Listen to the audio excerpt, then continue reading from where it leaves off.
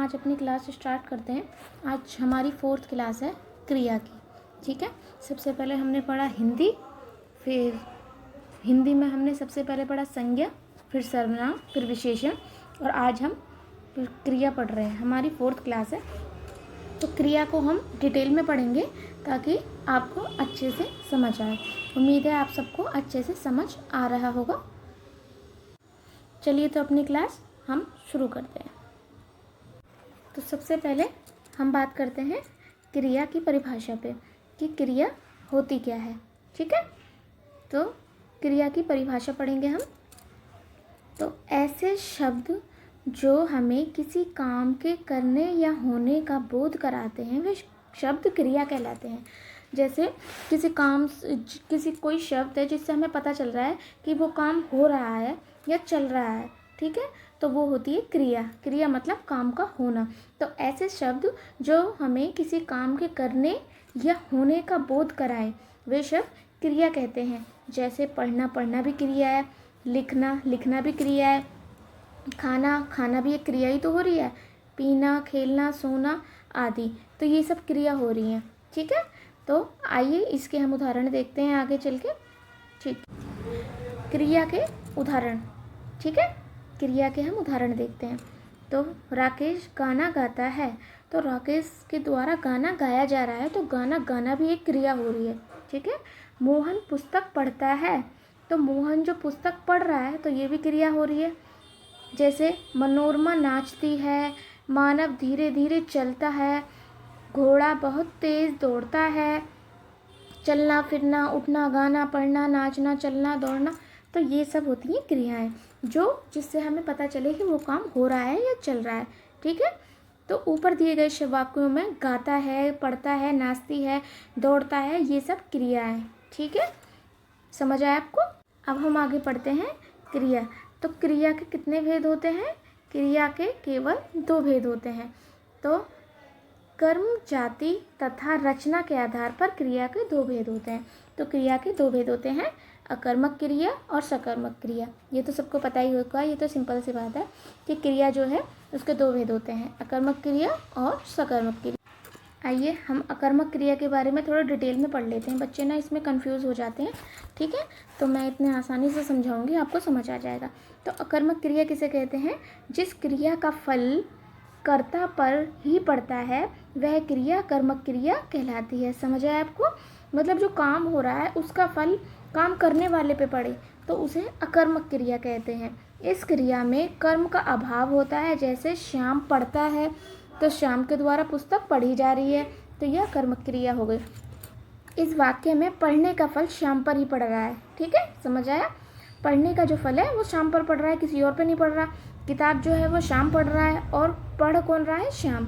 ठीक है, तो पढ़ने का जो फल है वो श्याम पर ही पड़ रहा है, इसलिए पढ़ता है अकर्मक क्रिया है। जिन क्रियाओं को कर्म की ज़रूरत नहीं पड़ती या तो क्रिया प्रश्न पूछने पर कोई उत्तर नहीं देती, उन्हें अकर्मक क्रिया कहते हैं। ठीक है, समझ आया? अकर्मक क्रिया के उदाहरण। ठीक है, अकर्मक क्रिया जैसे राम दौड़ता है, तो दौड़ने का जो फल है वो किस पर पड़ रहा है? राजेश पर। सांप रेंगता है, तो रेंग कौन रहा है? सांप। पूजा हंसती है, तो हंसने का जो फल है वो किस पे पड़ रहा है? पूजा पर। मेघनाथ चिल्लाता है, रावण लजाता है, राम बचाता है, तो ये सब जो है मतलब क्रिया का जो कर्म है वो कर्ता पर ही पड़ता है, तो उसे अकर्मक क्रिया कहते हैं। अगला है सकर्मक क्रिया। ठीक है, क्रिया के 2 भेद होते हैं, अकर्मक और सकर्मक। तो अकर्मक हमने पढ़ ली, अब सकर्मक पढ़ते हैं। जिस क्रिया में कर्म का होना जरूरी होता है वह क्रिया सकर्मक क्रिया कहलाती है। ठीक है, सकर्मक क्रिया में कर्म यानी काम का होना जरूरी होता है। इन क्रियाओं का असर कर्ता पर न पड़कर कर्म पर पड़ता है। सकर्मक अर्थात कर्म के साथ होता है। ठीक है, समझ आया? अब जैसे विकास पानी पीता है, इसमें पीता है क्रिया का फल कर्ता पर न पड़कर कर्म पानी पर पड़ रहा है, अतः यह सकर्मक क्रिया है। ठीक है बच्चों, समझ आ रहा है आपको? ठीक है, सकर्मक क्रिया के कुछ उदाहरण हैं। रमेश फल खाता है, तो रमेश फल खाता है, तो रमेश जो खाता है उसका प्रभाव किस पे पड़ रहा है? फल। तो रमेश क्या खाता है? फल। ठीक है। ऐसे ही सुदर्शन गाड़ी चलाता है, मैं बाइक चलाता हूँ, राम सब्जी बनाती है, सुरेश सामान लाता है। ठीक है। आई होप आपको अच्छे से समझ आ रहा होगा। तो बच्चों अब ये सकर्मक क्रिया जो होती है, पहले तो क्रिया जो होती है, क्रिया के दो भेद होते हैं, अकर्मक क्रिया और सकर्मक क्रिया। अब ये सकर्मक क्रिया जो होती है इसके भी दो भेद होते हैं। ठीक है। पहला है एकर्मक क्रिया। ठीक है। तो जिस क्रिया में एक ही कर्म हो तो वह एकर्मक क्रिया कहलाती है। जैसे तुषार गाड़ी चलाता है, तो तुषार जो है वो गाड़ी चलाता है, इसमें चलाता क्रिया है और गाड़ी जो है कर्म है। ठीक है। तो एक ही काम हो रहा है, अतः एकर्मक क्रिया के अंतर्गत आएगा। ठीक है। जिसमें एक ही क्रिया में एक ही कर्म हो तो वो एकर्मक क्रिया कहलाती है। ठीक है। दूसरा है द्विकर्मक क्रिया। द्विकर्मक क्रिया क्या होती है? जिस क्रिया में दो कर्म होते हैं, मतलब दो काम हो रहे हैं, वह द्विकर्मक क्रिया कहलाती है। ठीक है। पहला कर्म सजीव होता है एवं दूसरा कर्म निर्जीव होता है। ठीक है। तो ये जो है ये इसकी ट्रिक है, ये याद रखना कि द्विकर्मक क्रिया जो होती है उसमें हमेशा पहला शब्द जो होगा, पहला कर्म जो होगा वो सजीव होगा और दूसरा कर्म जो होगा वो निर्जीव होगा। ठीक है। तो जैसे श्याम ने राधा को रुपए दिए। ठीक है। तो श्याम ने राधा को रुपए दिए, तो इस उदाहरण में दो कर्म हैं, राधा और रुपए। तो राधा जो है वो सजीव है और रुपए जो है वो निर्जीव है। ठीक है।